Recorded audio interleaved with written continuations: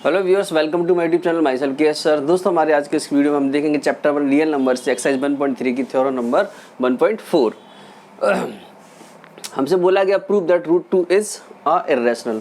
तो दोस्तों, हम सब जानते हैं रूट 2 इर्रेशनल नंबर ही होता है, लेकिन हमसे बोला जा रहा है कि इसको प्रूव करके बताइए कैसे प्रूव होता है। तो जब हमको पता है कोई चीज़ पहले से ही प्रूव है तो हमें क्या करना पड़ता है, उसका उल्टा लेके चलना पड़ता है। दैट मीन्स हमको ये मान के चलना पड़ेगा, मतलब इसका उल्टा जो कि है नहीं है, ठीक है। तो हमको मान के चलना पड़ेगा कि रूट 2 क्या है, रैशनल नंबर है। हम ये मान लेते हैं कि रूट 2 रैशनल नंबर है। तो let us assume to the contrary that root 2 is rational। ठीक है, हम ये पहले से गलत मान के चल रहे हैं कि रूट 2 क्या है, रैशनल है।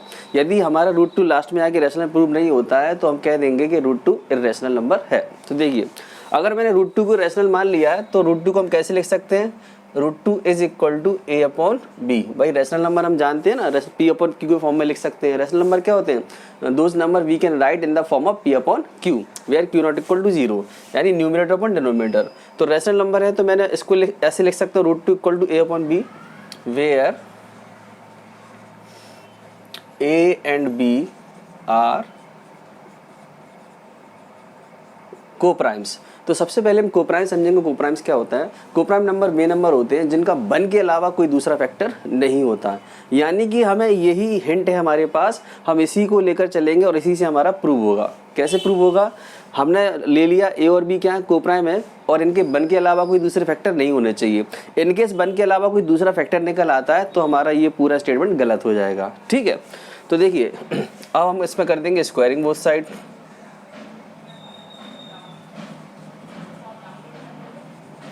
तो ये आपको हो जाएगा रूट 2 का square is equal to a square upon b square. Okay, तो बी स्क्वायर को मैं यहाँ पे लेकर आ रहा हूँ, तो रूट 2 का स्क्वायर क्या हो जाएगा 2 और बी स्क्वायर आ जाएगा इधर is equal to a square. Okay, इसको आप चाहो तो बंद दे दीजिए। तो यहाँ पर हम क्या देख रहे हैं, बी स्क्वायर अपॉन ए स्क्वायर अपॉन 2, 2 कहाँ चला जाएगा नीचे। तो हम क्या देख रहे हैं यहाँ पे, ए स्क्वायर 2 से डिविजिबल है। हाँ लिखेंगे हम, since A square is divisible by 2, A square 2 से डिविजल हो रहा है, देन बाई थ्योरम नंबर 1.3। तो फंडामेंटल थ्योरम हमारी क्या कहती है, यदि ए स्क्वायर कोई पॉजिटिव इंटीजर किसी प्राइम नंबर से डिविजल होता है तो ए भी उस प्राइम नंबर से डिविजल होगा। तो हम लिख देंगे then a is also divisible by 2। ठीक है, हमने थ्योरम नंबर 1.3 यहाँ पर अप्लाई कर दी। मैंने अपने पिछले वीडियो में हमारी थ्योरम नंबर 1.3 को अच्छे से एक्सप्लेन किया है। यदि आप उसको समझना चाहें तो मेरे इंट्रोडक्शन यानी कि इसमें देख सकते हैं आप। ठीक है, तो हम क्या देख रहे हैं यहाँ पे, 2 square is divisible by 2, then by theorem number 1.3 a is also divisible by 2। यानी हमको क्या हो गया, ए का एक फैक्टर मिल गया, ए का एक फैक्टर आपको क्या मिल गया 2। अब हम आगे बढ़ते हैं। हमने पुट कर दिया या लेट कर दिया, पुट कर लेते हैं,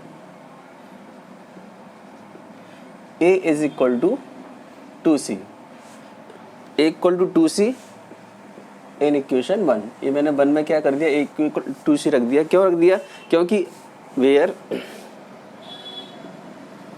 c इज एन इंटीजर। यहाँ पे मैंने मान लिया c को, क्या मान लिया, इंटीजर मान लिया। भाई यहाँ पे मैं कुछ भी वैल्यू रखूंगा तो हमारा घूम फिर के इंटीजर ही आएगा हमारा, तो उसकी जगह मैंने क्या ले लिया 2c, यहाँ पे मैंने पुट कर दिया। यहाँ ये आपको ध्यान रखना होगा यहाँ से। तो ये मैंने 2c रख दिया तो स्क्वायर हो जाएगा उसका 2b square equal to 4c square. यहाँ से हम काट देंगे तो क्या आ जाएगा 2, तो b square equal to 2c square. इसको मैं इस तरह से भी लिख सकता हूँ, या 2c square equal to b square. तो यहाँ से हम क्या देख रहे हैं, c square equal to b square upon 2 हो जाएगा। ठीक है, तो हम क्या देख रहे हैं यहाँ पर, हम देख रहे हैं since b square is divisible by 2, therefore b is also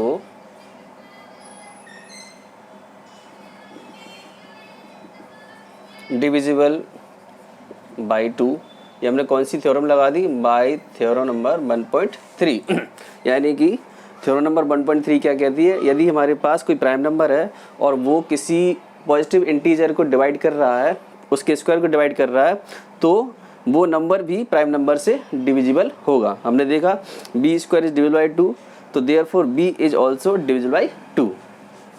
तो यहाँ पर हम क्या देख रहे हैं, हम यहाँ पर a और b लेके चले थे को प्राइम, लेकिन हमने यहाँ पे देखा यदि आप इसको 1 दे दें, इसको 2 दे दीजिए आप, ये मैंने 2 दे दिया और इसको मैंने 3 स्टेटमेंट दे दिया, तो बाई 2 एंड 3 से हम क्या देख रहे हैं, बाई 2 एंड 3। तो 2 और 3 से हमको ये पता चल रहा है that a and b have common factor 2। तो हमने क्या देखा, a और b का कॉमन, दोनों का ही कॉमन फैक्टर निकला है 2, जबकि a और b क्या है, को प्राइम नंबर है, और को प्राइम नंबर का 1 के अलावा कोई दूसरा फैक्टर नहीं होना चाहिए। जैसे कि मैंने आपको हिंट दिया था कि इसी से हम इस क्वेश्चन को पूरे को प्रूव करेंगे कि a और b हमारी को प्राइम नंबर है और को प्राइम नंबर का 1 के अलावा कोई दूसरा फैक्टर नहीं होना चाहिए। लेकिन यहाँ पर हम देख रहे हैं 2 और 3 से हम क्या देख रहे हैं कि यहाँ पर a और b का कॉमन फैक्टर और आ रहा है 2। तो ये क्यों हो रहा है, ये इसलिए हो रहा है, this contradiction has arisen because of our incorrect assumption। ये इसलिए हो रहा है, ये विरोधाभास इसलिए हो रहा है क्योंकि हमने स्टार्टिंग में ही हमने उसको गलत मान के चले हैं कि √2 रैशनल, भाई √2 तो रैशनल होता ही नहीं है, लेकिन स्टार्टिंग से हम उसको रैशनल मान के चले हैं और इसी वजह से विरोधाभास की सिचुएशन पैदा हो रही है। तो हम लिखेंगे देयरफॉर √2 इज इर्रेशनल, और यही हमको प्रूव करना था इसमें। तो दोस्तों आशा करते हैं क्वेश्चन आपको समझ में आ गया होगा। यदि आपको मेरा वीडियो पसंद आया तो प्लीज़ इसको लाइक करें और चैनल को सब्सक्राइब करें।